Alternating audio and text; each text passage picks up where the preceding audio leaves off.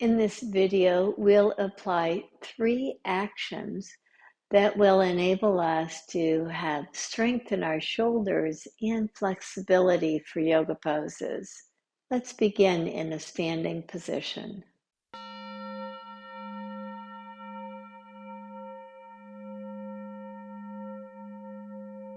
As you come to stand, reach your arms out and spread your fingers to get nice tone in the muscles of the arms. Now, as if you're reaching for your beloved, reach way forward and notice how the spine rounds when you do that. Now, gain strength by pulling from the fingertips to the shoulders back. We'll be working that action in our poses to engage the shoulder muscles. Before we go into that, we need a strong and steady foundation as you root down from the pelvis to the feet. Get nice length from the pelvis to the armpits. Allow this feeling, as one favorite teacher of mine says, as if you're a superhero. You want the fullness of the upper body as you take the heads of the arm bones, which is the tops of the arms, back to bring the shoulder blades together. See the effects from the side body getting long, the upper chest getting full, step 1. You take the heads of the arm bones back and the shoulder blades engage. From there, you get a nice openness of the upper chest. Let's try that one more time. As you lengthen the side body, lift your arms up with the palms facing each other, the fingers spread. Take the heads of the arm bones back. Hands can be nice and wide apart so you can really get the shoulder blades engaged nicely. From there, you expand as you root down from the pelvis to the earth. Now from the pelvis, up through the fingertips, out through the crown of the head, you get this nice feeling of length and expansion. Release your hands down. Let's try that action in a pose. For some people, I've noticed that this takes them slightly off balance, and if that's the case with you, you can be close to a wall. Take your left foot behind you and to the side. So it's like you're creating an X with your legs.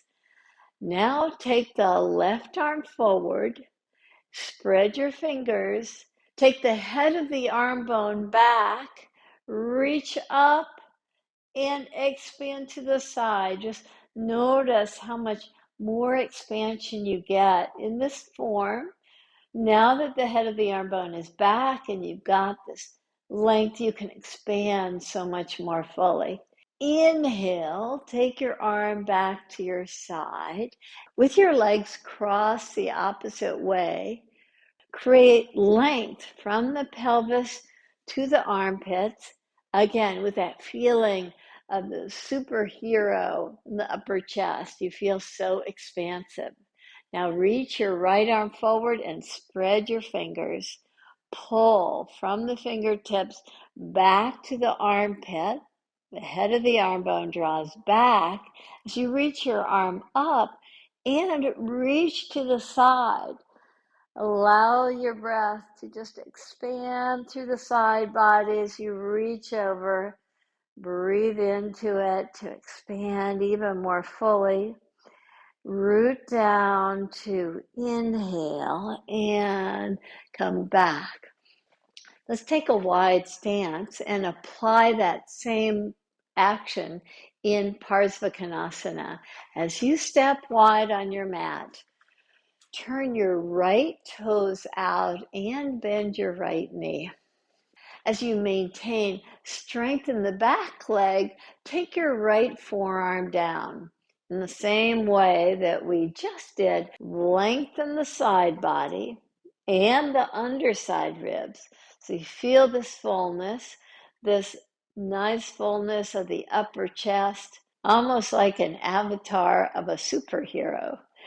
Reach your left arm forward. Take the head of the arm bone back. Reach your arm over your head. Turn your gaze up. Keep the back leg strong. Settle down in the front thigh. Have the breath very expansive and full. Root down through the back foot to inhale and rise up. Exhale, release. Turn your right toes in so the right foot is now parallel to the back edge of the mat. Turn your left toes out. Draw into the form of the pose with the legs so strong and pulling in. From that strong engagement from the foundation of the feet, create more fullness by lengthening from the pelvis up through the side body with the sides of your body really long. You get fullness in the upper chest. Take your left forearm down with your palm facing up. Once again, redo. Get the length of the side body fully engaged. Take your right arm forward. Spread your fingers. Take the head of the arm bone back with fullness to the side body, with the head of the arm bone engaged so the shoulders are strong. You create this fullness of the pose. You root down from the back foot to get even more length, more fullness in the pose. Root down to inhale and rise up to come out of the pose. Release your hands. Now let's come to the mat. We used to call forms of this pose, oh, how wonderful. And you do feel, oh, how wonderful it is to open up the body in such an expressive way. So we'll be applying the same three actions. First, this lengthening quality from the pelvis to the armpit. You feel this lifting quality, this superhuman upper chest. You feel so expansive there. Now with your elbows bent and your elbows slightly forward so that you can bring your shoulders together. Notice if your elbows are right under the shoulders, it's a little bit more challenging to bring your shoulder blades in toward each other. But if you take your elbows forward just slightly, you get a little bit more freedom to hug the shoulder blades in. Now, have the palms face the ceiling. Look at your fingers and have your baby fingers a little bit taller than your thumbs. Now expand, keep your elbows to the sides and just expand your hands. Oh, how wonderful. And release. Did you notice how you can open the upper chest so nicely with this simple action of the arms, going from forward to side? Let's go to the next step to expand even more fully, to come toward a back bend. Tuck your toes under. Take that, oh, how wonderful pose that we were just in. Expand the sides of the body. Get the upper chest to be full and bright with your arms forward, fingers spread, palms facing up. Move the elbows slightly forward. Take the heads of the arm bones back to hug the shoulders blades in. Open the chest again. Now reach your right hand down and expand even more fully. Just start to straighten the left arm. Inhale and lift yourself up. It's just a nice way to start the pose with this nice opening. Little variation on ustrasana pose. Have the right and left sides expand fully. Take your arms forward, palms facing up, elbows slightly forward.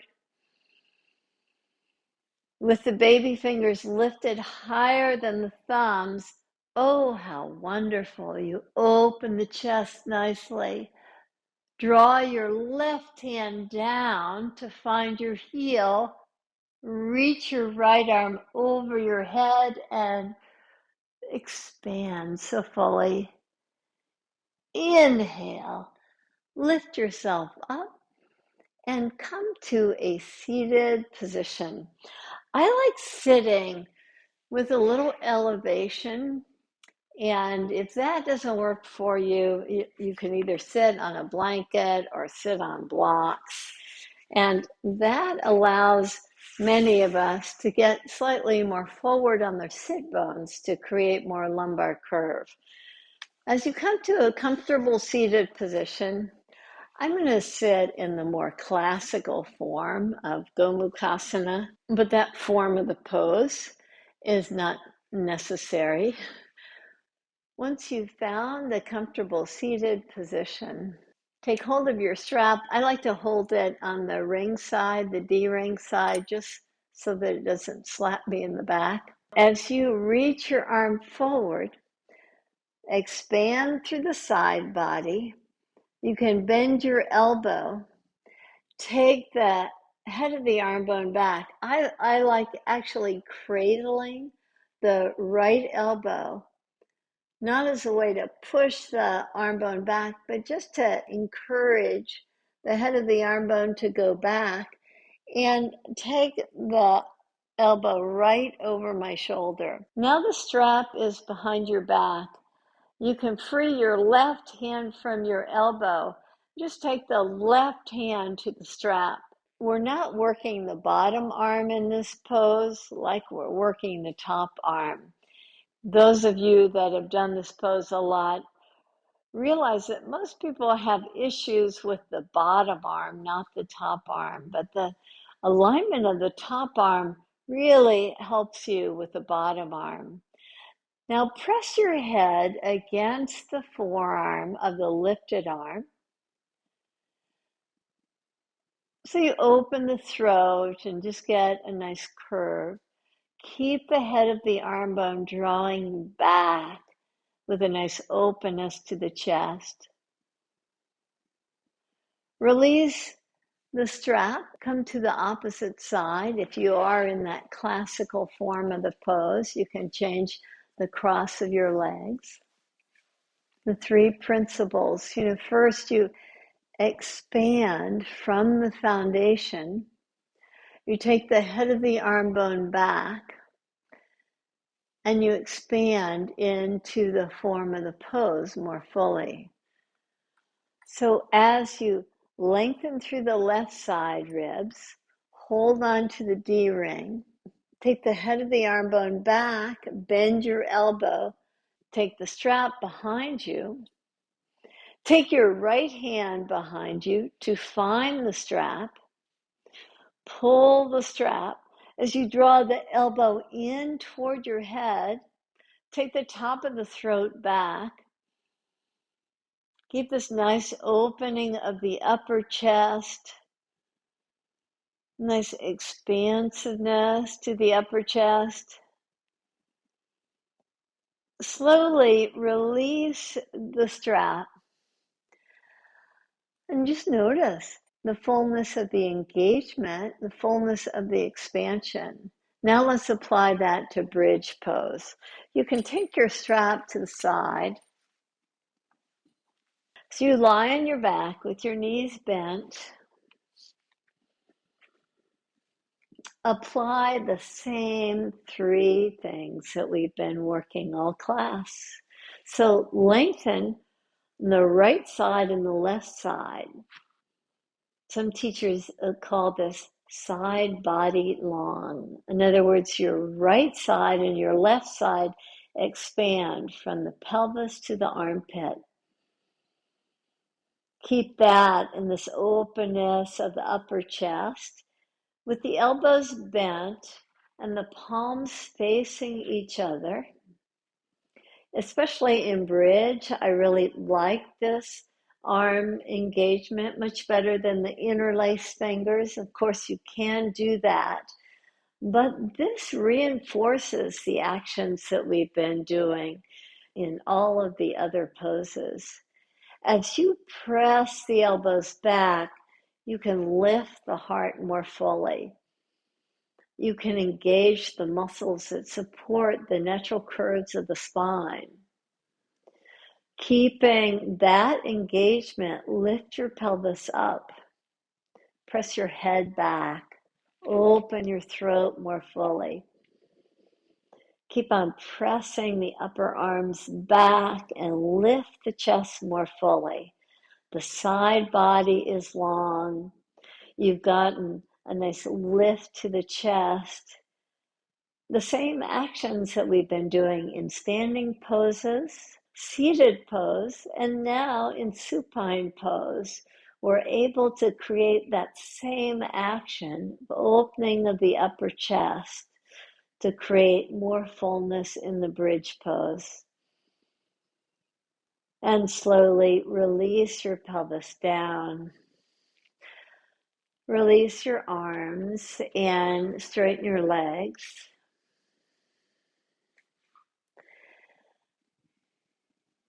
Close your eyes. This time of assimilating these actions, these 3 actions that we did, to refine our alignment brings about greater expansiveness in our poses. Just by understanding our alignment, expanding more fully, we gain this sense of confidence and greater ease in our practice.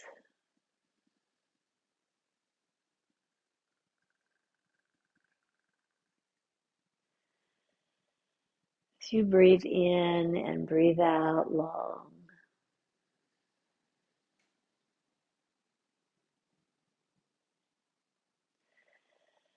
notice the fullness as well as the strength that you might have achieved in these actions.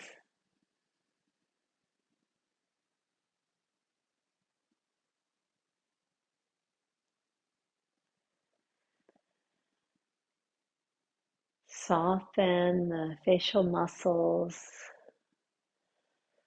soften the outer body.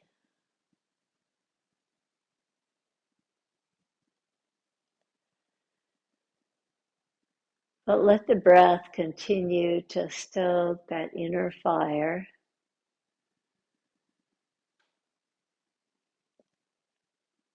So you feel this nice afterglow of the practice.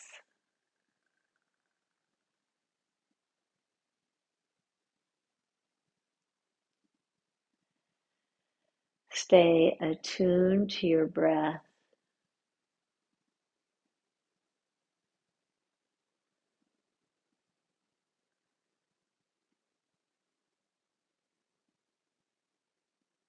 Attuned to the expansiveness, the practice of engaging the muscles, refining your alignment.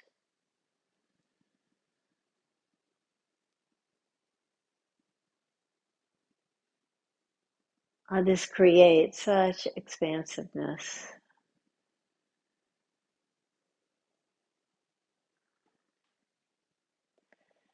Not only in the outer body,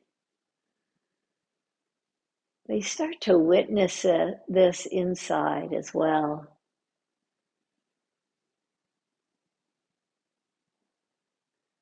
You feel a little bit brighter from the inside out.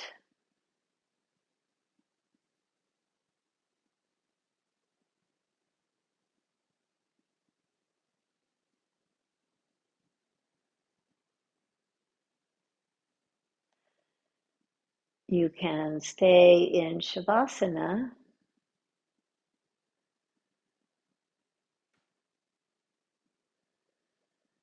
or if you need to go on to the activities of your day, very slowly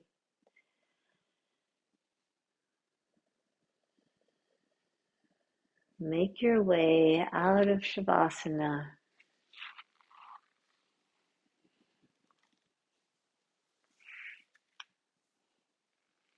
to go easefully into the activities of your day. Let's honor the teachings that the practice of yoga gives us about our own bodies. And through that, we gain such confidence and such power, such a feeling of contentment. To these teachings, we bow. Namaste.